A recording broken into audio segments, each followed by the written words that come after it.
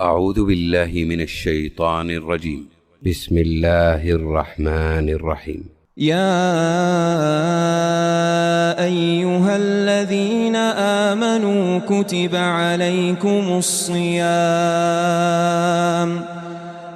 عليكم الصيام كما كتب على الذين من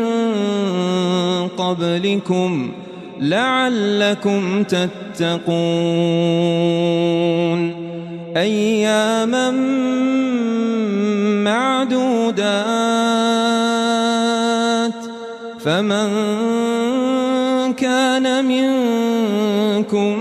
مريضا أو على سفر فعدة من أيام أخر وعلى الذين يطيقونه فدية طعام مسكين فمن تطوع خيرا فهو خير له وأن تصوموا خير لكم إن كنتم تعلمون شهر رمضان الذي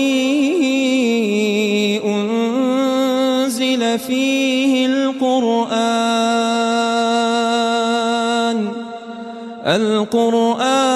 هدى للناس وبينات من الهدى والفرقان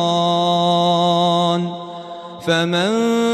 شهد منكم الشهر فليصمه ومن كان مريضا أو على سفر فعدة من أيام أخر يريد الله بكم اليسر ولا يريد بكم العسر ولتكملوا العدة ولتكبروا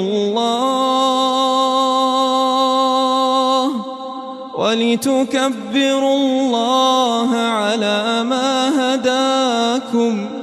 ولعلكم تشكرون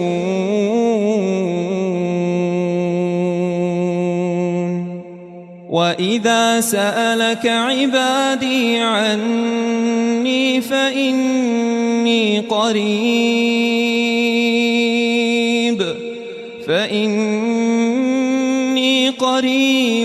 أجيب دعوة الداع إذا دعان فليستجيبوا لي